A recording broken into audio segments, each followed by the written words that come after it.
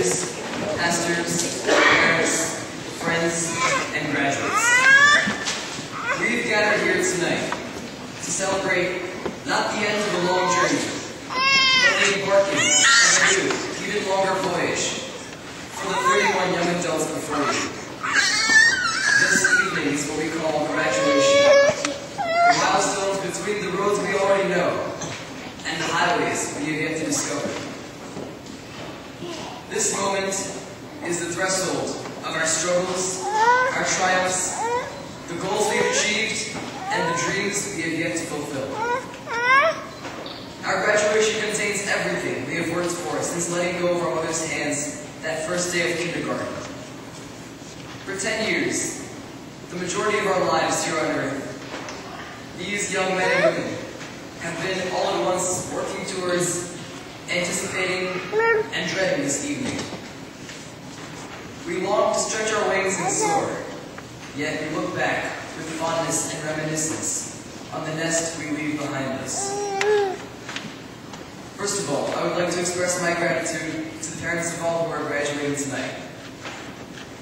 We owe a great debt to our parents that we can never repay them for, and that is their choice to send us to a Catholic school like St. Anne's. The sacrifices that you have made to send us here are innumerable.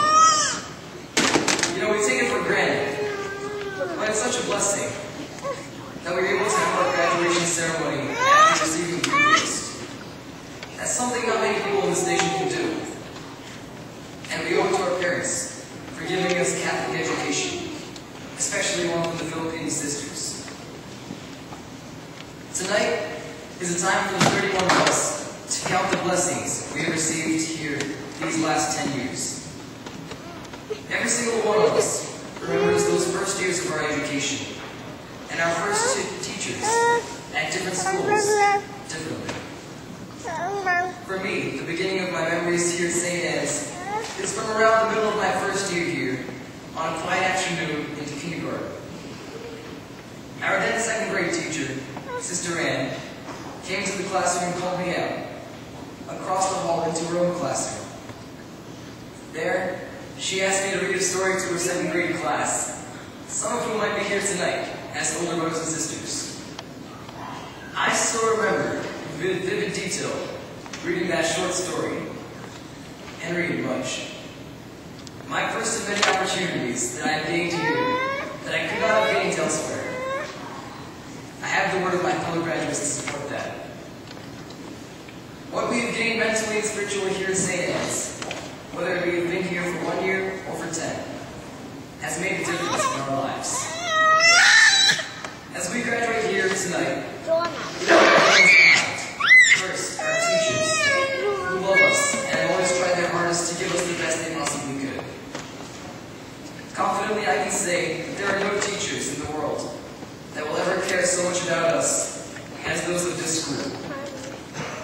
They alone possess the flawless combination of academic merit and God-given grace to create a graduating class like the one you see before you today. One that has everything that this world so desperately needs. From us, our teachers have forged leaders, scholars, writers, scientists, mathematicians, priests, and athletes. They have touched our lives like one who puts his handprint in wet cement on a sidewalk. A permanent marking. The lessons we've learned here at St. Anne's, from algebra to writing to spirituality, we will never forget. One of our teachers, in particular, has touched our lives like no other this year, Mrs. Warner. Simply put, she teaches math like no other teacher will ever be, and provides one of the best foundations in high school mathematics that one can receive. However, math is only a fraction of what Mrs. Warner does to 8th grade. Her language arts methods are unparalleled, and none of us will ever forget the vocabulary skills we learned this year, because she made every single class so interesting and cultivated in us a captivation for learning. But aside from academics, Mrs. Warner has pushed us to our limit in every aspect of our lives, setting us as an example for all the students in her school. After this year, I have achieved a new outlook on the life ahead of me because of Mrs. Borger. And I'd like to say that if I ever become a teacher, the credit for inspiration goes to her alone. After tonight, we will no longer be able to call ourselves patriots. Some of us will be Spartans, some Falcons, some Panthers, and the like. However, we will still have within us the character that builds up like a stone foundation in ourselves. I like to say that there are three things that all of us take away from St. Anne's School as we graduate. Well, three things, and Father and his carbonara recipe. First and foremost, faith. Our school has its number one priority. Faith lies in the students. Through our religion classes, our courses for Father Edmund, our pro-life curriculum, and even from prayers every morning and before every class, we are better set in our spiritual lives than any other graduating class. But it's now our responsibility to sustain that faith foundation by praying daily and maintaining that intimate relationship with God that Mrs. Williams always talks about. Second, we have been taught to set goals for ourselves in life. That, and that alone, is the key to success. Set your eyes on something and never give up. Whether it be to make a sports team, gain admittance to a certain college, or to get a job. That's what we've learned here to do, and it will never fail us. Third, the character that's been instilled in us is something we need to take away with us into high school, college, and beyond. During the next 4 years, all of you will face a growing number of influences as you interact with people of countless different backgrounds. What we all need to do is to listen to that tiny voice inside of us, that voice of conscience, the voice of the Holy Spirit that's been correctly informed during your years here. That character that we've given by our teachers. To never look back, to be optimistic, to respect mutually, and to handle our suffering with a smile. That will be our strength when our intelligence, our speed, our fortune, and our faith all fail us in the end. Finally, I'd like to give my fellow graduates, whom after tonight I can no longer call classmates, but only brothers and sisters, a message. Today, you are students.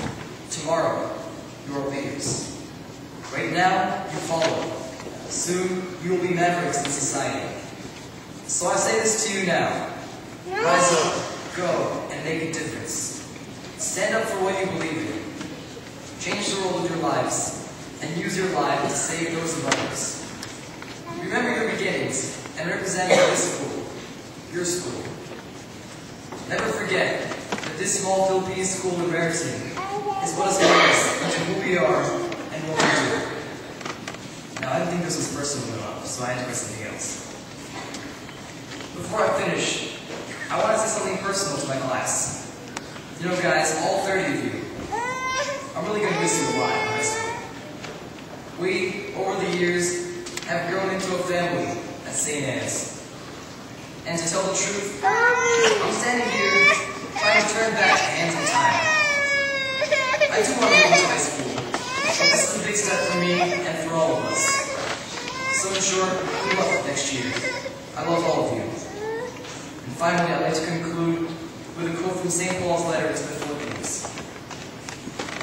Finally, brothers, whatever is true, whatever is honorable, whatever is just, whatever is pure, whatever is lovely, whatever is gracious, if there is anything worthy of praise, think about these things.